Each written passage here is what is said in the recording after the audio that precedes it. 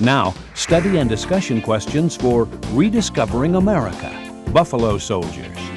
Why were African American soldiers called Buffalo Soldiers? What was the original task of the Buffalo Soldiers?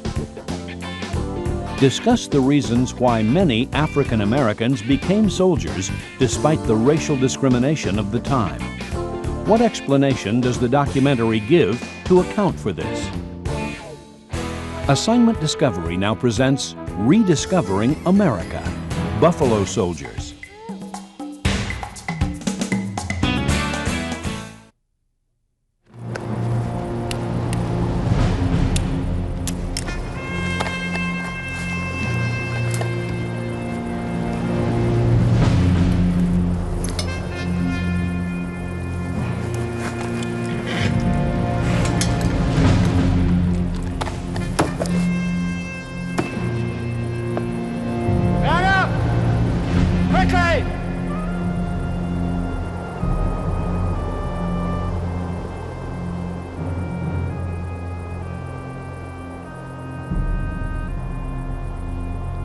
Hi, I'm David Hartman.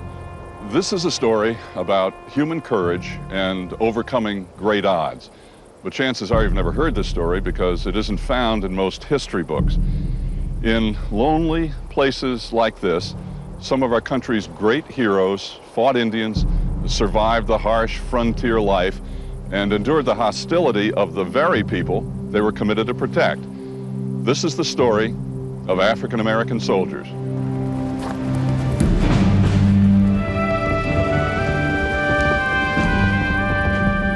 During the Indian Wars in the late 1800s, 10,000 African Americans served in the United States Army.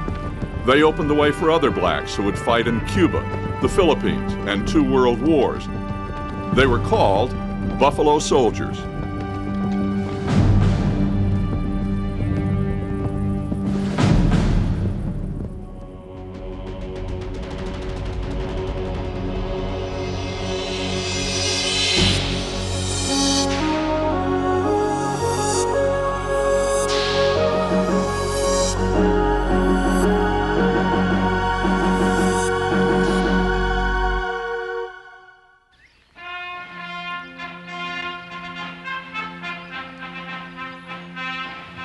For African Americans, the long journey toward equality began after the Civil War ended.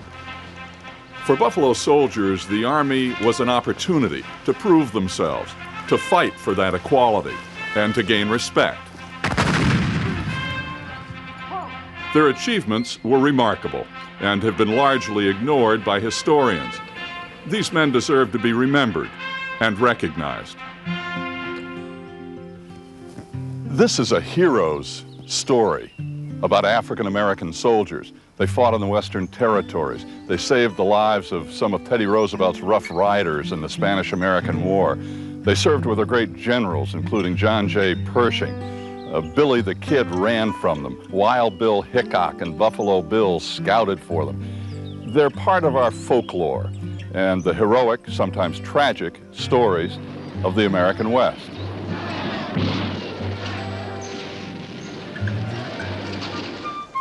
Blacks served in wars dating back to colonial days. In the American Revolution, thousands of blacks, free and slave, fought and died. Nearly 100 years later, they fought for an even more personal freedom. 180,000 served and 33,000 died during the Civil War. As slavery was abolished, the long fight for equality was just beginning, but black soldiers showed early they were up to any challenge. It's said that they got their name Buffalo Soldier from the Indians. And the Indians said that it was their black faces and their short curly hair that reminded them of the buffalo. It was also the tenacity with which the buffalo fought whenever it was cornered. They affixed this name Buffalo Soldier to these men for the same reason, because when they were cornered, they fought with a tenacity and a will that was unequal. Bob Sneed, a retired chief warrant officer, was a highly decorated pilot in Vietnam. Since learning of the Buffalo Soldiers in 1956, he's devoted himself to telling their stories through his art. Most of these men were ex-slaves. They were in foreign territory. They had to contend with learning how to ride and control the horses they were on, learning how to shoot the weapons that they had. The civilians hated them, even though they were there for the purpose of protecting and providing security for the civilians. The civilians did not like them. Why? Because they were black. In those cases, in those days, Negro and colored. The officers disdained them. Many of them refused to serve with them. General Custer was one. General Custer said he would take a lesser rank than serve with the 9th Cavalry. That's probably the best thing that ever happened to the 9th Cavalry, because we know what happened to the 7th. Custer and his troops, over 200 men, were killed by Sioux Indians at what's become known as the Battle of Little Bighorn. Custer said that Negro soldiers would not be good soldiers. They wouldn't fight. And they did. And they were successful. And because of that, inside of me, there's a sense of pride that swells up, because these were my ancestors. Here was a one chance for them to prove their worth and doing something that they could be recognized in an honorable way for.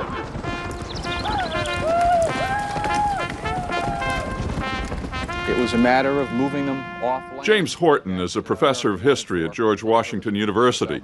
He's written extensively about 19th century social history and the era of the Civil War and Reconstruction. Power. All right, here are black Americans in slavery. Their rights had been denied. Now they are carrying out a U.S. government policy denying rights of Native Americans. Why would they do that? First of all, there were not a whole lot of alternatives in the East. There had been black codes passed, which severely restricted what you could do if you were black. There was a curfew enacted, so you couldn't be out after a certain time. You had to have a license in order to practice almost any career outside of farming. Politically, your rights were very precarious. There were blacks voting, there were lots of blacks holding office, but in terms of the economic power in the South, that was still in the hands of the old planter families. So that the possibilities for survival, for progress in the South were precarious at best, whereas the West offered this wonderful possibility. I mean, this is, as I say, America's future. And so many blacks joined the Army as a way of being a part of that future. African Americans enlisted by the thousands. To them, Army life was a godsend. $13 a month, food, clothing, and shelter. It was more than most blacks could expect anywhere else in the country. Among other reasons, blacks didn't have formal educations or the experience to become officers. So white Civil War veterans were carefully selected to lead the Buffalo Soldiers. Colonel Edward Hatch for the 9th Cavalry, Colonel Benjamin Grierson for the 10th Cavalry. Both men were ridiculed by other white officers, but they stood by their new troops. Units of the 9th and 10th Cavalry and the 24th and 25th Infantry were scattered to forts all over the West, from Oklahoma to Arizona. They were escorts and guards protecting miners and settlers, railroad workers, and mail carriers.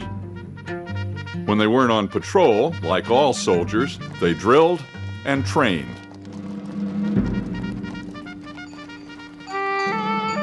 One of the most important parts of training was going to school. Many young troopers had been slaves and denied education, so they were excited about learning to read and write. The schoolroom was the fort chapel. The teachers were chaplains. Retired Army Major General John Q. Taylor King is the great-nephew of one of the first black chaplains.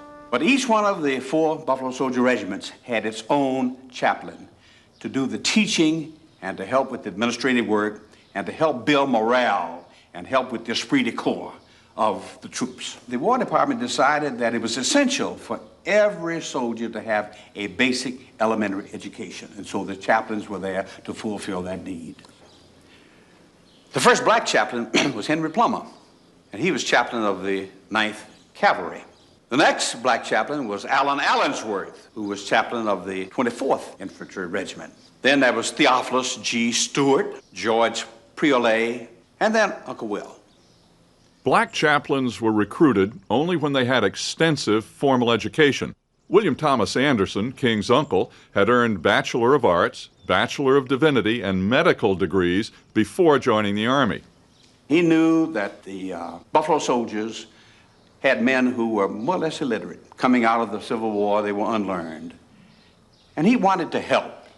He wanted to do something tangible, something positive. That's why he applied and wanted to become a chaplain with the 10th Cavalry.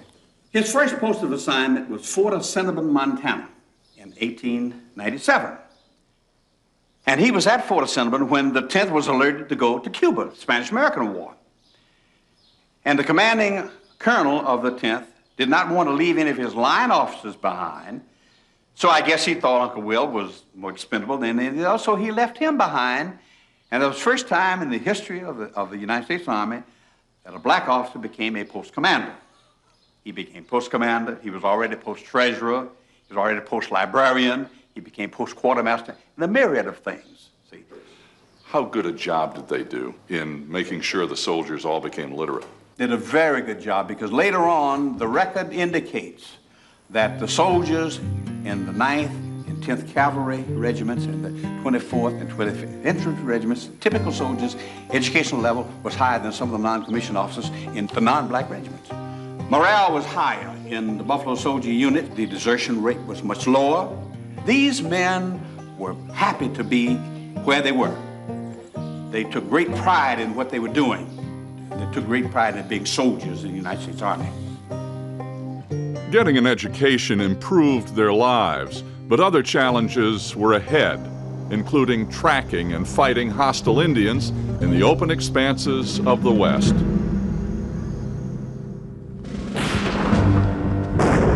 During the Indian Wars, officers wrote this about the Buffalo Soldiers: "The labor and privations of the troops are severe.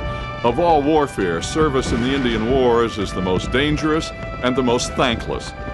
Even so, most blacks stayed in the Army beyond their initial enlistments.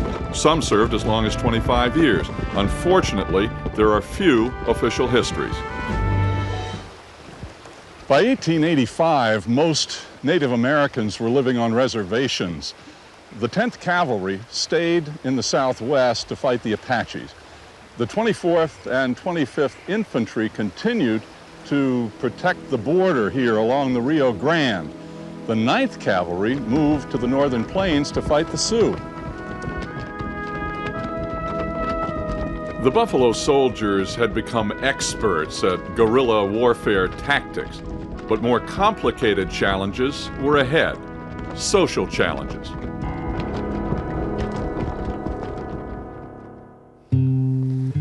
When the Buffalo Soldiers were fighting the Indians, our country was going through significant changes. In the South, Reconstruction would come and go. In 1869, the Transcontinental Railroad linked the East with the West. And then in 1893, 50,000 settlers rushed to claim land in Oklahoma. The Buffalo Soldiers lived an isolated existence in the West, but political events in the East affected them anyway. While the Buffalo Soldiers were becoming soldiers, what was happening back east?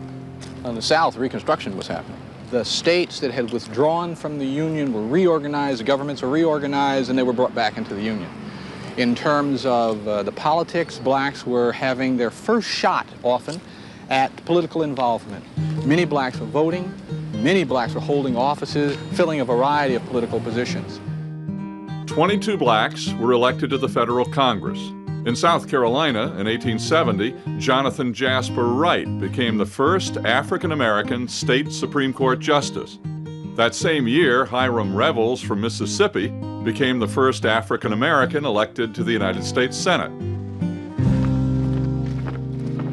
After the Civil War, the military, like Reconstruction, offered opportunities to black Americans. For the first time, they were considered as officer candidates. 25 were appointed to West Point. but they were harassed by teachers and white cadets. Only 3 black cadets graduated. John Alexander, Virginia's Camp Alexander, is named after him. Charles Young, who became the first black American in the diplomatic corps. And Henry Ossian Flipper, who graduated in 1877. Henry Ossian Flipper was the first black to graduate from the United States Military Academy at West Point. He was not the first to attend, but the first to graduate. And he endured all kinds of hardships. He was given the silent treatment, which meant that no one spoke to it the whole 4 years he was there. And they did that to try to force him to quit, but he would not do that. And so he was assigned to the 10th Cavalry. And unfortunately, they tried to find a way to get rid of him. This is a fact. When the Buffalo Soldiers scouted the open plains and deserts of West Texas and New Mexico, they were able to leave the prejudices of towns and cities behind. They mapped nearly 35,000 square miles of the West. Their maps helped open areas to settlers that few non-natives had ever seen. They played a different role dealing with illegal settlers in Oklahoma, which was called Indian Territory. Tawana Spivey is a Western historian for Fort Sill, Oklahoma. The role of the Buffalo Soldiers was sort of peacekeepers in more ways than one, maintaining peace in terms of the Indians leaving the reservation and trying to maintain peace in terms of keeping illegal white people from coming in to do things to the Indians in the Indian land. Lieutenant John J. Blackjack Pershing, who later became commander of all U.S. forces, fully supported the Buffalo Soldiers. White officers mockingly gave him the nickname Black Jack because of his service with black troops in the West and in Cuba. In 1916, President Woodrow Wilson asked Pershing, then a brigadier general, to capture the revolutionary Pancho Villa. Villa was trying to seize power in Mexico. Pershing asked that the 10th Cavalry be assigned to him for the campaign because of their experience in the Indian Wars. During the campaign, General Pershing lived in this house here at Fort Bliss, Texas. He said that trying to find Pancho Villa was like trying to catch a rat in a cornfield. Well, Villa was never caught, and as our country became involved in World War I, the government lost interest in the Mexican campaign. The Buffalo Soldiers came home from Mexico, and General Pershing was sent to Europe, where he became one of our country's finest military leaders. How did General Pershing treat the black troops? Well, actually, he had a great deal of respect for black troops, but of course, General Pershing was living at a time that was the height of segregation. The blacks who had served in the First World War started out being used primarily in support positions and menial positions, laboring positions, but before the end of the war had served and distinguished themselves in combat. And the French really were taken with the bravery and the valor of these black troops. And in fact, that became something of a problem from the standpoint of the American military. And from Pershing's office, there was a secret memo that went to the French allies explaining to the French how to treat black troops, not to show them too much respect, not to treat them as equals, because it was said in this secret communique that tended to upset the white military people. The communique ended by saying, especially this is true of the French women, because it becomes an irritant for white Americans to see French women showering respect and appreciation on black military troops. These men were members of the advanced element of the 2nd All-Negro Division to enter combat in World War II. The Buffalo Division of World War I fame was again fighting the Germans, but this time on Italian soil. Black troops had always served in separate units, and during World War II, they remained segregated. 1 million black soldiers fought overseas or worked in the military, including 4,000 African-American women. In 1948, President Truman ended segregation in our military forces. And in the 1970s, justice finally came to many black soldiers who had been wrongly accused and dismissed from the service.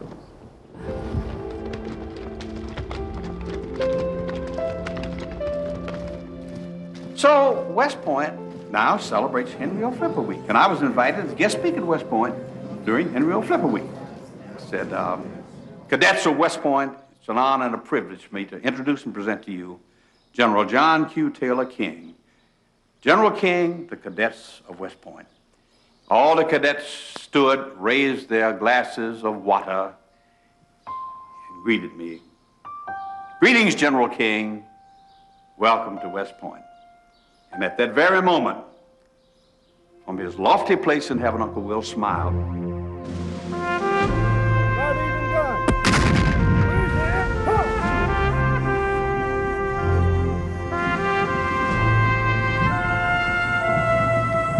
A hero, not so much someone that you idolize or someone who's put on a pedestal, but someone who accepts a challenge, accepts a mission as a challenge, and undertakes it with a sense of dedication and loyalty until it's completed. In my opinion, that's what a hero is. They were heroes just because they decided to stand up and to do this, to be soldiers in a difficult time in a very dark part of American history, to serve their country and to be a part of the American scene. At the same time, they also made a place for themselves in Western American history, a place that all African Americans can be proud of and all Americans can be proud of.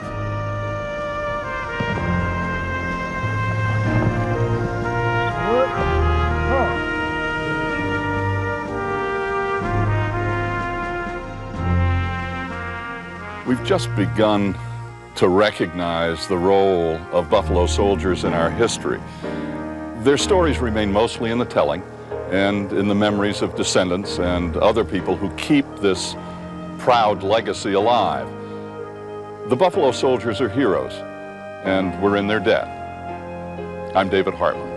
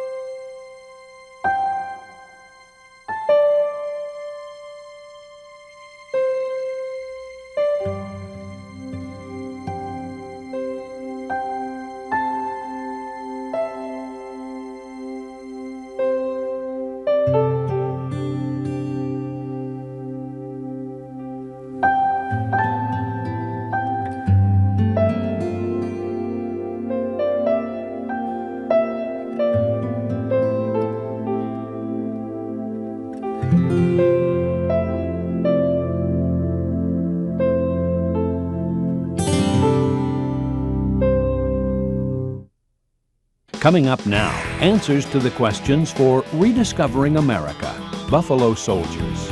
African American soldiers were called Buffalo Soldiers by Native Americans because they fought courageously when cornered, like wild buffalo.